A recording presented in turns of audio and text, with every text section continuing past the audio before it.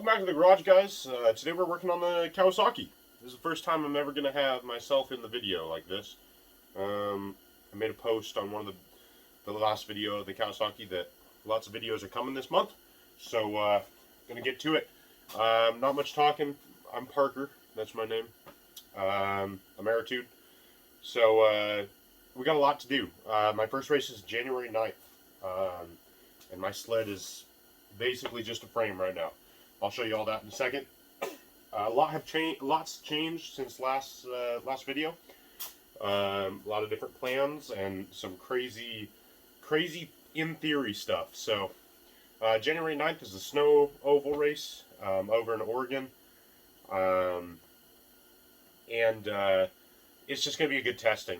I'm just going to stress test the sled because snow is a lot less smooth than ice is, obviously. So you get ruts and bumps and everything like that, and if it can hold up to that, then I'm going to feel confident going into racing and on ice. And so I guess let's get to it.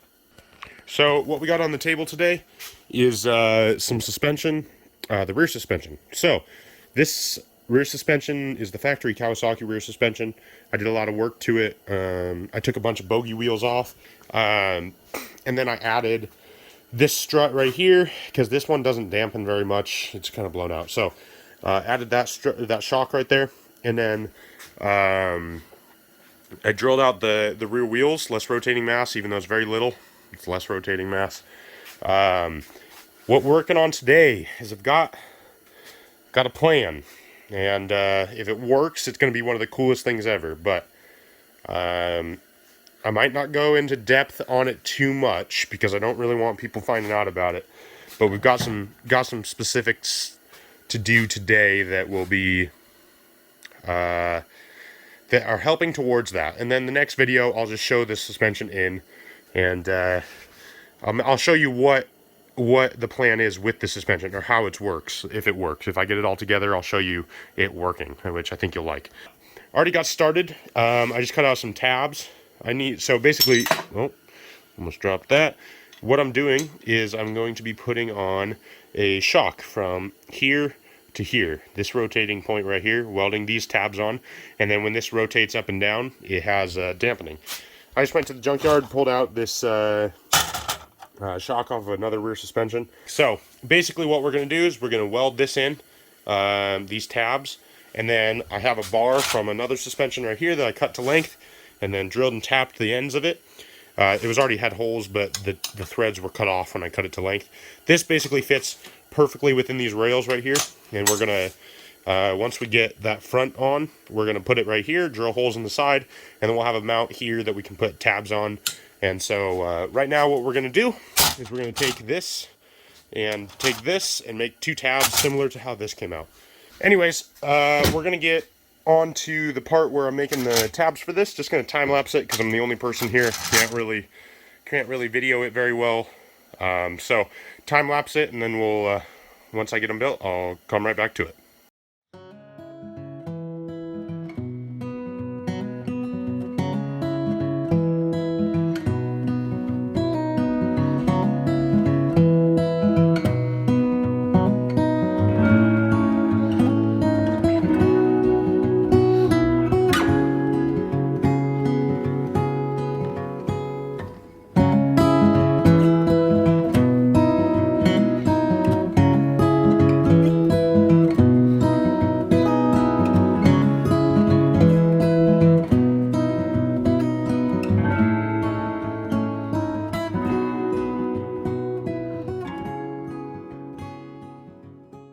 Alright, we're back. So, you saw the process there.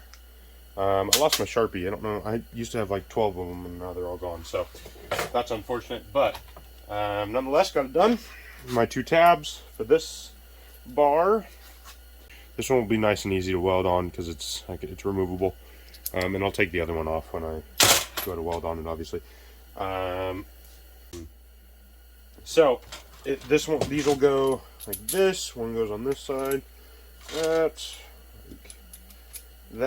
and then I have a nut around here somewhere for it. Oh, right here. I'll clean all these bolts up too. They just came, but they were already attached to the shock, so that's the reason I'm using them. They fit and they work, whatever, ship them, you know.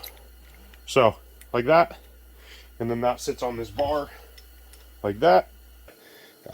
Basically I'm going to take this off, and then get access to this point right here, find a spot that I like for welding those, tack them on, weld them on, and then do the same thing with this, and then I'll catch back up with you guys. I'll show you when I'm done.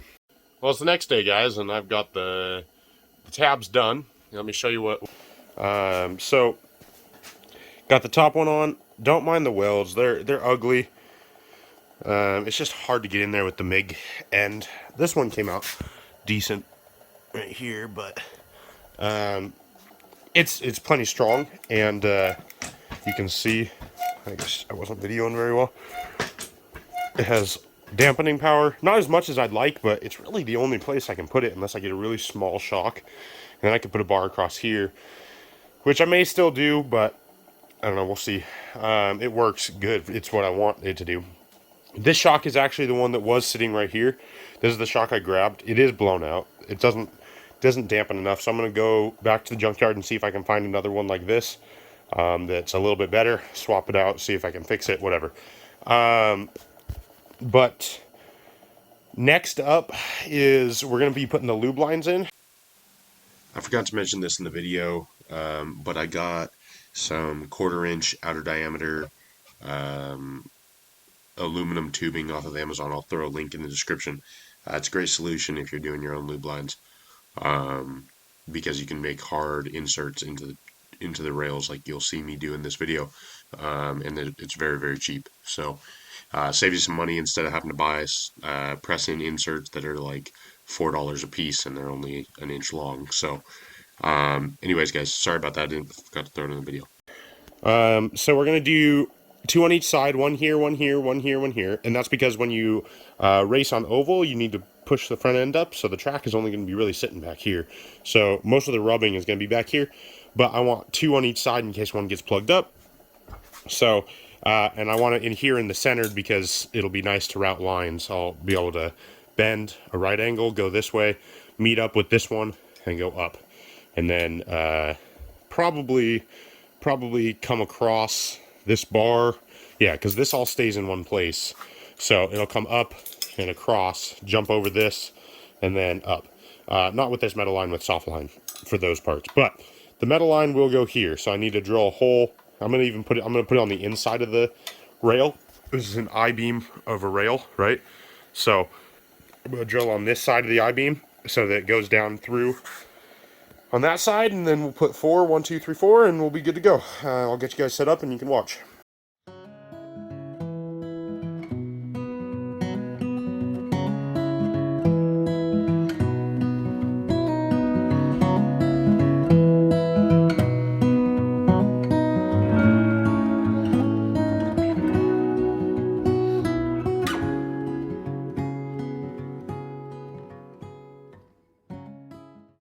So, got the first piece made.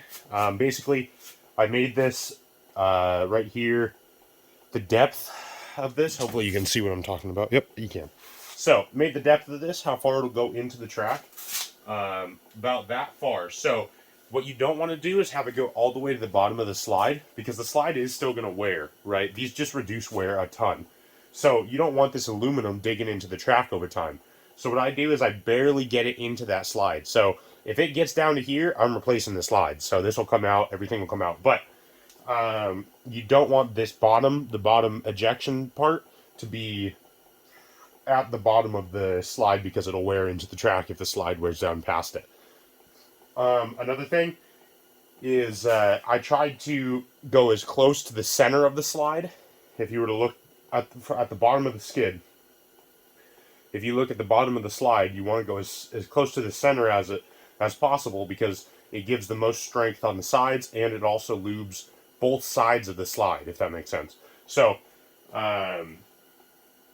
once lube gets going on this, it's going to be carried around by the track. It's going to lube the whole slide, but you want to have the best distribution of it. I'm a little worried about snow plugging up the hole, but the more I think about it, the more it makes sense that it won't, because if I have constant, because this is a pump-driven lube system, it's not just gravity fed. So it should just shoot out. It should like lube the snow or whatever gets clogged in there. It's gonna get past it, and that's why I'm putting 2 on there in case one gets stuck. So we will. Let's see here. We'll get back to it. Oh, last thing I did is I don't have a flare tool, but I put this in my vise, in the tube holder part of the vise. Then I took a punch that was the right inside diameter, and I punched so it flares the end of this out. So when I put 3/8 line on this, because that's what I'm going to be putting on it, when I clamp it down, it won't come off as easy. It's like a basic flare. Other than that, we're going to be getting back to it. I have 3 more to do, so I'm going to tap this one in and then do those 3.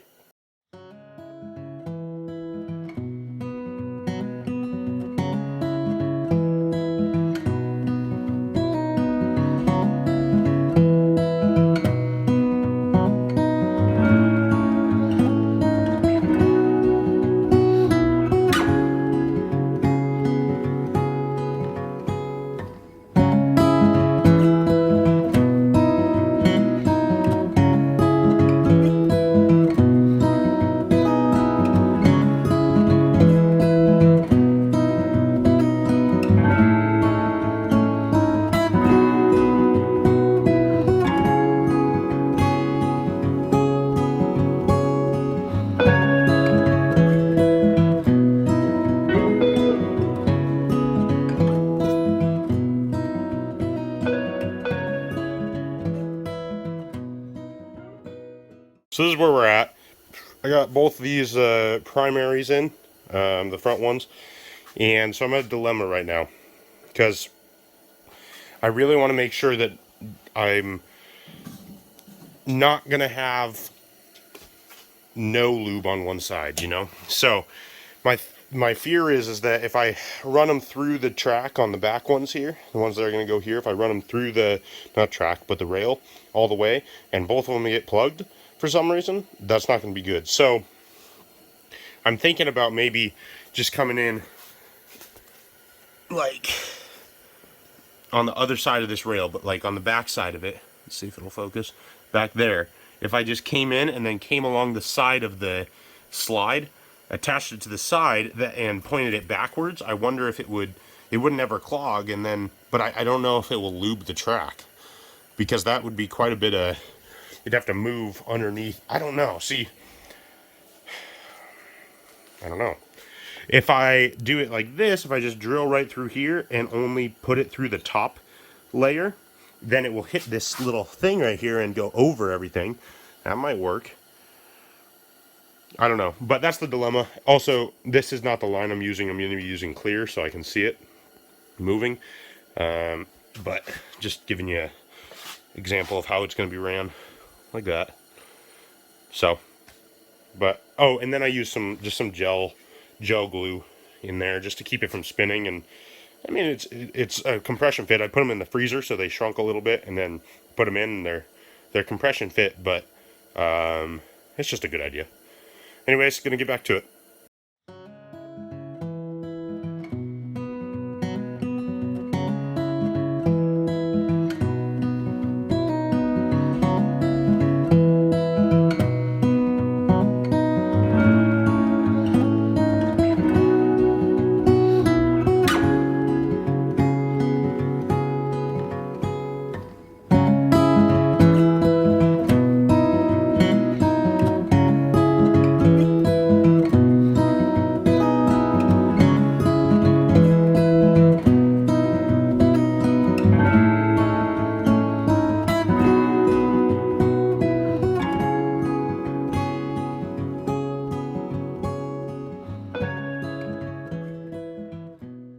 Alright guys, I'm back.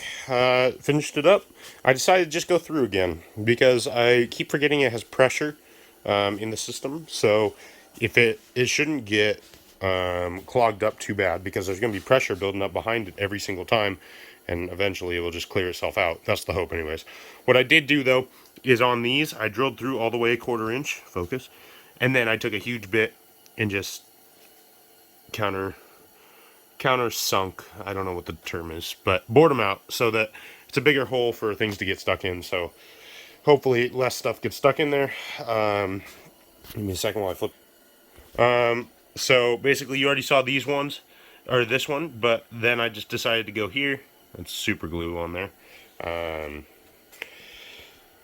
Basically what the goal is that a tube will come out and go along this side, and then this tube will come up here, and then they'll meet right here with a Y. It'll look like this, and then have, or it's basically both tubes are going to come out like this, then they'll meet in the center with a Y, and only one's going to exit on that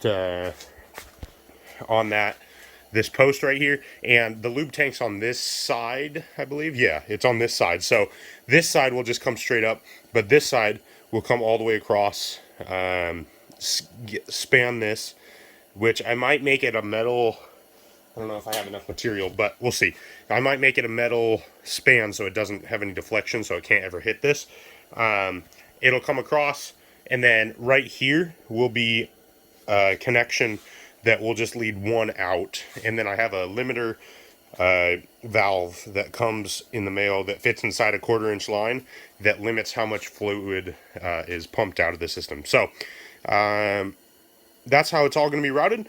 You can see I did the same thing on this side. It's tilted back so it'll fit nicely up here, and then I also beveled all these, flanged all of those, so when it's all done and put together, should be pretty nice. Anyways, guys, thanks for watching. Gonna have some more videos coming up. I'm gonna go inside and edit this one. This is most of the rear suspension stuff that you're gonna see. There's some stuff I'm gonna do off camera. Next video, I'll probably show you studding the track a little bit more. I did a stud pattern last year, and I just don't like it. Now that I looked into it more, it makes sense to change it a little bit. And I'll show you the process of that. It's pretty boring, so. But also in the next video, we'll try to get chain case put together, steering on. Let's see here. What else could I do? Lines routed for the lube. I got a list. I got a list of things to do. So when you see this video, wait like a couple days, and then you'll see the next video. Hope you enjoyed, and please come back. Subscribe if you like this and want more. This is not all I do. I do dirt bikes, and I do cars and trucks and everything like that. So anyways, peace out, guys. Thanks for watching. Have a nice one.